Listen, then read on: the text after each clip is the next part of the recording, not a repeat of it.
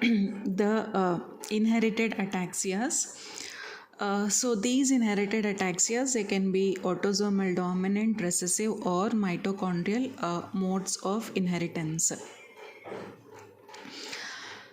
The inherited ataxias, they can be autosomal dominant, autosomal recessive or mitochondrial modes of inheritance. So previously genomic classification have now largely superseded previous ones. Previously the classification was based on clinical expression alone. So in this, mainly the clinical manifestations and neuropathological findings of cerebellar disease dominate the clinical picture. But apart from cerebellar disease, there may also be characteristic changes in the basal ganglia will be there, brainstem, spinal cord, optic nerves, retina, and even the peripheral nerves. So the main clinical manifestations and neuropathological findings of cerebellar disease will be predominating the clinical picture. But there can also be changes, characteristic changes in the basal ganglia, brainstem, spinal cord, optic nerves, retina, and peripheral nerves. In large families with dominantly inherited ataxias, many gradations are observed from purely cerebellar manifestations to there will be a mixed cerebellar and brainstem disorders, cerebellar and basal ganglia syndromes, and spinal cord or peripheral nerve disease. And rarely dementia could also be present in inherited ataxias. So the clinical picture may be homogeneous within a family with dominantly inherited ataxia, but sometimes most affected family members show one characteristic syndrome, while other family members can have an entirely different phenotype.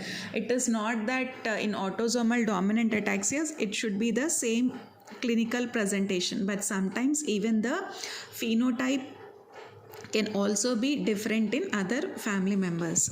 So coming to autosomal dominant ataxias.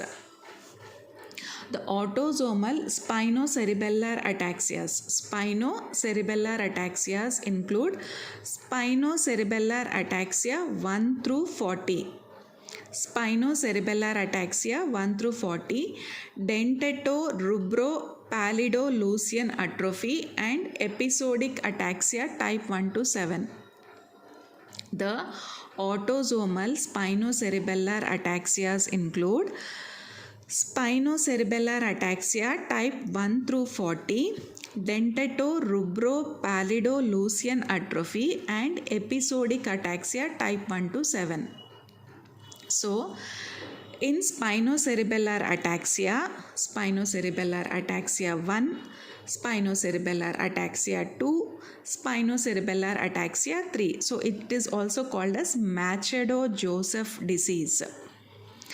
Spinocerebellar ataxia 3, Machado-Joseph disease. Machado-Joseph disease. Ataxia 6, 7, and 17. 6, 7, 17. So all these are caused by CAG, triplet repeat expansions. So what are the expansions? CAG, triplet repeat expansions. So what are the expansions? CAG, triplet repeat expansions. SCA8, it is due to untranslated CTG repeat expansion. 8 is CTG. And SCA12, spinocerebellar ataxia 12, untranslated CAG repeat. SCA8, untranslated CTG repeat expansion. SCA12, untranslated CAG repeat, and SCA10, untranslated pentanucleotide repeat. SCA10, untranslated pentanucleotide repeat. SCA10, untranslated pentanucleotide repeat, SEA8 untranslated CTG repeat expansion.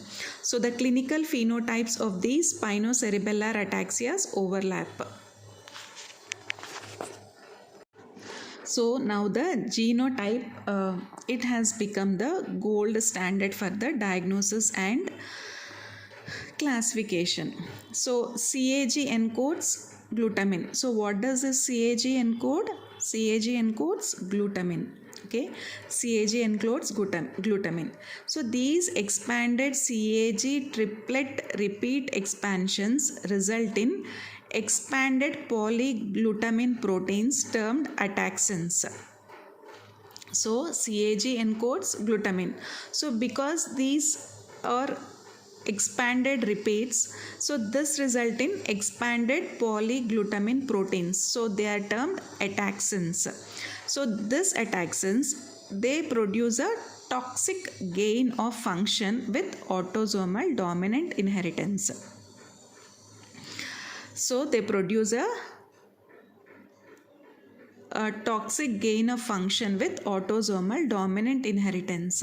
So for a given disease gene, what will happen? The phenotype is variable, and there will be a pattern of neuronal loss with gliosis, which is unique for that particular ataxia. Supposing some pattern of neuronal loss will be there, there will be gliosis, so that is relatively unique for each ataxia.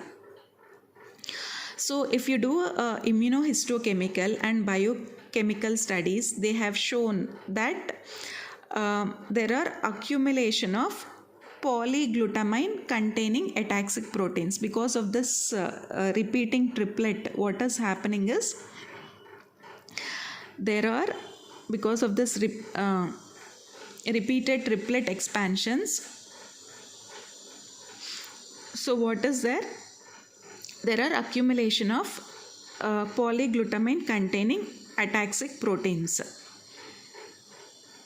So expanded polyglutamine ataxics with more than 40 glutamines. So because of this polyglutamine which is accumulating, so these are potentially toxic to neurons for a variety of reasons. So all these polyglutamine containing ataxic proteins, they are toxic to neurons. So how they are toxic to neurons?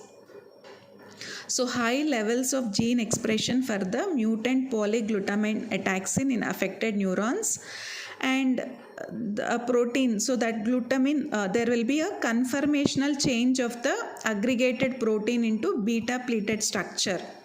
So that protein that accumulates, there will be a conformational change of that protein into a beta pleated structure, and there will be abnormal transport of ataxin into the nucleus, and so this ataxin, it will be abnormally transported into the nucleus, and these also bind to other polyglutamine proteins, including this polyglutamine, expanded polyglutamine which is produced. So this also binds to other binding transcription proteins, so that is Tata binding transcription protein and the CREB binding protein. So these bind to these polyglutamine proteins, they bind to other transcription proteins. So what are the other transcription proteins? Tata binding transcription protein and CREB binding protein. So this will cause impairing their functions. They alter the efficiency of the ubiquitin protease system and cause neuronal apoptosis. So this will cause, what does this cause? This alters the efficiency of the ubiquitin protease system and induces neuronal apoptosis. So why this earlier age of onset and more aggressive disease in subsequent generations? Because of the further expansion of the CAG triplet repeat. So if CAG triplet repeats are expanding in number in the future generations, there will be increased polyglutamine numbers in the mutant ataxin. So because of this increased CAG triple repeats and increased polyglutamine number in the mutant ataxin, so this will cause an earlier age of onset and more aggressive disease in the subsequent generations.